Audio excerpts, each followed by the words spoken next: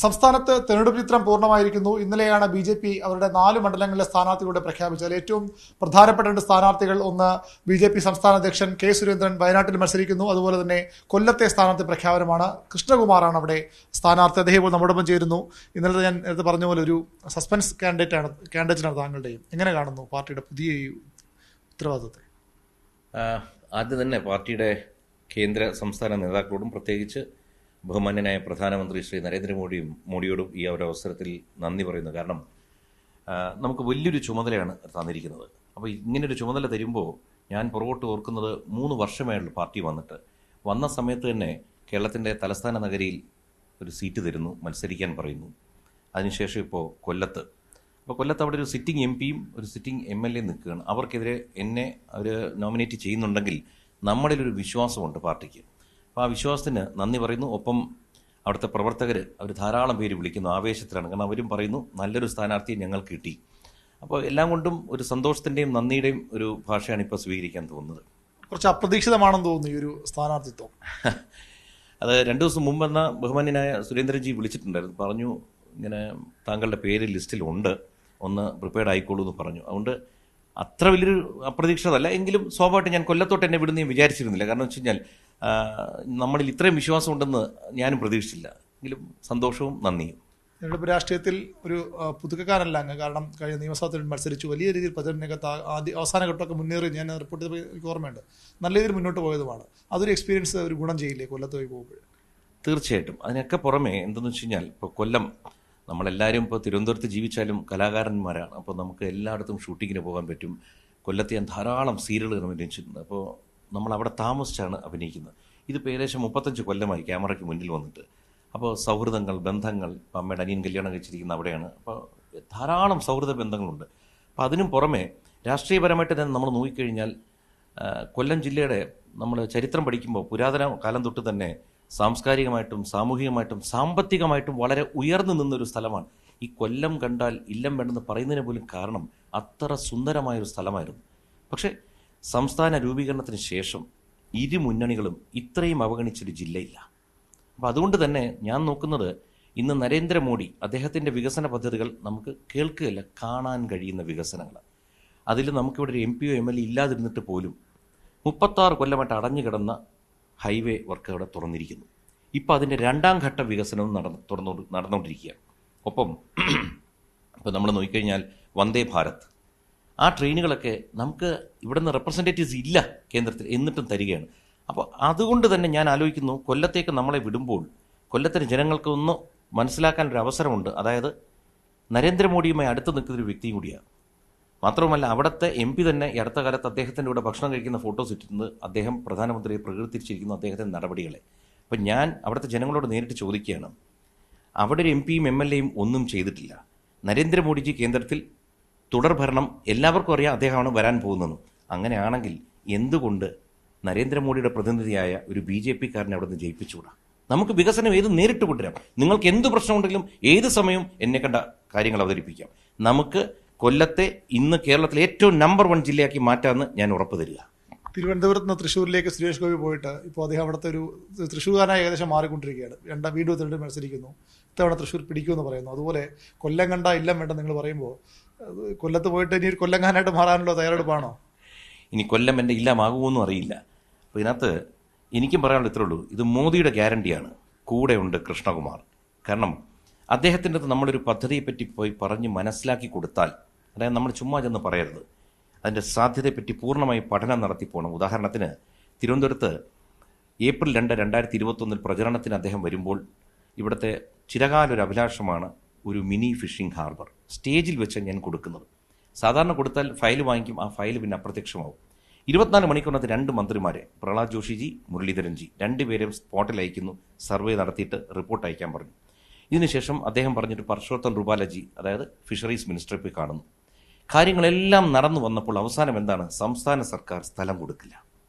അപ്പോൾ സംസ്ഥാന സർക്കാർ ഇടപെടുന്നിടത്തല്ലേ നമുക്ക് പ്രയാസം വരുന്നുള്ളൂ. അപ്പോൾ ഞാൻ നോക്കി, ശരി നാഷണൽ ഹൈവേയിൽ എന്താണ് വിഷയം? അപ്പോഴാണ് ഈഞ്ചക്കൽ ബൈപ്പാസ്, അതായത് അവിടെ ഒരു ഹൈവേ ഉണ്ടെങ്കിലും അവിടെ ഒരു കുരുക്കുണ്ട്, അഴിക്കാൻ പറ്റാത്ത കുരുക്ക്. വീണ്ടും ചെന്നു, അദ്ദേഹം ഗഡ്കരിജിയെടുത്ത് പോകാൻ പറഞ്ഞു. ഇന്നതാ അവിടെ എൻ്റെ പണി ആരംഭിച്ചിരിക്കുന്നു. കാരണം ഇലക്ഷന് മുൻപ് തുടങ്ങണമെന്ന് ഞാൻ പറഞ്ഞു, അല്ലെങ്കിൽ കോഡ് ഓഫ് കണ്ടക്ട് ഒന്ന് നടത്താൻ പറ്റില്ല. അപ്പോൾ ഏത് കാര്യവും നടത്താൻ കഴിവുള്ള മനസ്സുള്ള, കേരളത്തിനോട് പ്രത്യേക സ്നേഹമുള്ള ഒരു പ്രധാനമന്ത്രി നമുക്കുണ്ട്. അപ്പോൾ അദ്ദേഹത്തിൻ്റെ പ്രതിനിധിയായിട്ടാണ് ഞങ്ങൾ ഓരോരുത്തരും ഇലക്ഷന് നിൽക്കുന്നത്. നിങ്ങൾ മനസ്സിലാക്കൂ, കൊല്ലത്ത് എല്ലാമുണ്ട്, ദൈവമായിട്ട് എല്ലാ വിഭവങ്ങളും കൊടുത്തിട്ടുണ്ട്. ഒരറ്റം നോക്കിക്കഴിഞ്ഞാൽ മലയോരം കൃഷിക്ക് പറ്റിയ അനുയോജ്യമായ സ്ഥലമാണ്, ടൂറിസത്തിന് പറ്റിയ സ്ഥലമാണ്. ഇത് കഴിഞ്ഞ് നമ്മൾ സിറ്റിയിലോട്ട് വരുന്നു, സിറ്റി കഴിഞ്ഞാലോ മനോഹരമായ കടൽ തീരം. അതിൽ തന്നെ നമുക്ക് കായലുണ്ട്, കടലുണ്ട്, കല്ലട നദിയുണ്ട്, അഷ്ടമുടി കായലൊക്കെ എത്ര മനോഹരമാണ്. ടൂറിസത്തിന് ഇത്രയും പറ്റിയൊരു സ്ഥലമുണ്ടോ? ഇതിനെ നമ്മൾ ടാപ്പ് ചെയ്യണം, ഉപയോഗപ്പെടുത്തണം. എന്തിനാ? ജൽ മെട്രോ, വാട്ടർ മെട്രോ ഒക്കെ നമുക്കിന്നുണ്ട്.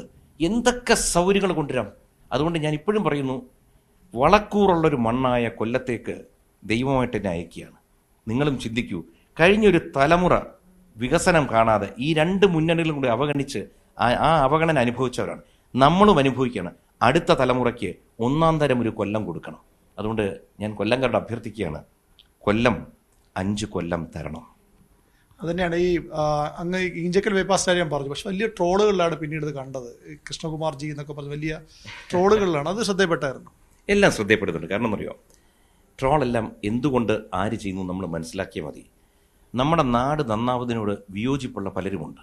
അവരിതിങ്ങനെ നിരന്തരം പറഞ്ഞുകൊണ്ടിരിക്കും. ഇതൊരു ചെറിയ അംശം ആൾക്കാരാണ്. അതായത് വഴിതെറ്റിപ്പോയ, വഴിപിഴച്ച കുറച്ച് ആൾക്കാരുണ്ട്. അവരെ നമ്മൾ വിട്ടേക്കുക. കാരണം ഞാൻ ഇപ്പോഴും പറയുന്നു, ഒരു അധികാര സ്ഥാനവും വഹിക്കുന്ന ഒരാളല്ല, ഒരു MP അല്ല, MLA അല്ല, ഒന്നുമല്ല. ഞാനൊരു സാധാരണ പൗരനാണ് നിങ്ങളെപ്പോലെ. പക്ഷേ നമ്മൾ വിചാരിച്ചാലും നമ്മുടെ ഒരു കടമയുണ്ട്. അതായത് ഞാനിപ്പോൾ ഇരിക്കുന്നത് BJPയുടെ ഭാഗത്താണ്, പ്രതിപക്ഷത്തിൻ്റെ ഭാഗത്താണ് കേരളത്തിൽ. അപ്പോൾ ഒരു പ്രതിപക്ഷ പാർട്ടിക്കും ഭരണപക്ഷിക്കും ചെയ്യാൻ പറ്റാത്തത് ഈ പ്രതിപക്ഷത്തിരിക്കുന്ന മറ്റ് പാർട്ടിയുടെ അംഗങ്ങൾക്കും ചെയ്യാം. ഒരു പൗരൻ നിലയ്ക്ക് എൻ്റെ ബന്ധങ്ങൾ ഉപയോഗിച്ച് എന്തുകൊണ്ട് നാടിന് വികസനം കൊണ്ടുവന്നൂടാ? അതുകൊണ്ട് ട്രോളുകൾ വന്നുകൊണ്ടേയിരിക്കും. ഞാൻ കഴിഞ്ഞ ദിവസം എപ്പോഴും പറയുന്നത്, പണ്ടത്തെ പ്രശസ്തനായ മുഖ്യമന്ത്രി നമ്മുടെ ലീഡർ കരുണാകരൻ, അദ്ദേഹത്തോട് പലപ്പോഴും ചോദിക്കും, താങ്കളെപ്പറ്റി അന്ന് ഈ ട്രോളല്ല കാർട്ടൂണാണ്, എന്തുകൊണ്ട് ഇത്രയും കാർട്ടൂണുകൾ വരുന്നു? താങ്കൾ ഇത്ര ശക്തനായ ഒരു മുഖ്യമന്ത്രിയല്ലേ, നിയന്ത്രിച്ചൂടെ? അപ്പം അദ്ദേഹം സ്വതവേ ഒരു ചിരിയുണ്ടല്ലോ, ആ ചിരി ചിരിച്ചിട്ട് പറഞ്ഞു, കുപ്രസിദ്ധി അതിൻ്റെ ഭാഗത്ത് പോകും, അതിൻ്റെ കൂ അങ്ങ് മറച്ചു പിടിച്ചാൽ മതി, അതും പ്രസിദ്ധിയാണ്. ഏതായാലും അവിടുത്തെ എതിർ സ്ഥാനാർത്ഥിൽ ഒരാൾ സിനിമാ താരം മുകേഷാണ്, MLA ആണ് അദ്ദേഹം. അദ്ദേഹമായിട്ടൊരു സൗഹൃദമൊക്കെ എങ്ങനെയാണ് ശരിക്കും? ഞാൻ രണ്ടുപേരുമായിട്ടും നല്ല സൗഹൃദമുള്ളതാണ്. കാരണം മുകേഷ് ചേട്ടനായിട്ട് സിനിമയിൽ അഭിനയിച്ചിട്ടും ഇപ്പോൾ മകളുടെ കൂടെ അഭിനയിച്ചിരിക്കുന്നു. ആ ബന്ധങ്ങളൊക്കെ അത് നിൽക്കും. പ്രേമേന്ദ്രൻ ചേട്ടനും സ്വാഭാവികമായിട്ടും അറിയപ്പെടുന്നൊരു വ്യക്തിയാകുമ്പോൾ ഞങ്ങൾ പലയിടത്തും കണ്ടു, അവിടെ ഒരു സൗഹൃദമുണ്ട്. പക്ഷേ രാഷ്ട്രീയം ആണ്, ഇന്നൊരു തെരഞ്ഞെടുപ്പ് കാലമാണ്, ഒരു യുദ്ധമാണ്. ശത്രു എന്നല്ല പറയുന്നത്, പക്ഷേ അപ്പുറത്തെ പാർട്ടിയിൽ നിന്നും നമ്മൾ ജയിക്കാനായിട്ട് നമ്മൾ എപ്പോഴും ശ്രമിക്കും, അവരും ശ്രമിക്കും. അതുകൊണ്ട് സൗഹൃദങ്ങൾ അതിൻ്റെ പുറത്ത് നിൽക്കും.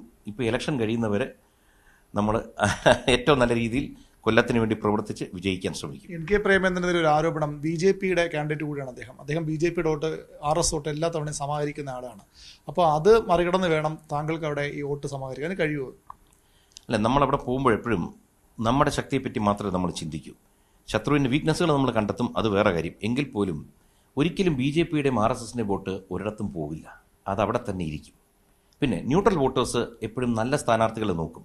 അപ്പോൾ ഇത്തവണ കേരളം ഒന്നാകെ തന്നെ 2 സ്ഥാനാർത്ഥികൾ തമ്മിലുള്ള മത്സരമല്ല, എല്ലാ ലോക്സഭാ മണ്ഡലങ്ങളിലും ത്രികോണ മത്സരങ്ങൾ, അതും ശക്തമായ ത്രികോണ മത്സരമാണ്. അത് ഇത്തവണ കൊല്ലത്തും നടക്കാൻ പോവുകയാണ്. അതിപ്പോൾ ഞാൻ സ്വയം പറയാൻ പാടില്ല, എങ്കിൽ പോലും ജനങ്ങൾ പറഞ്ഞു തുടങ്ങിക്കഴിഞ്ഞു. കാരണം ഇവിടെ കൃഷ്ണകുമാർ എന്നോ സുരേഷ് ഗോപി എന്നോ അല്ലെങ്കിൽ മറ്റൊരു സ്ഥാനാർത്ഥി എന്നല്ല, നരേന്ദ്രമോദി മാത്രമാണ് ഇവിടുത്തെ മുഖം.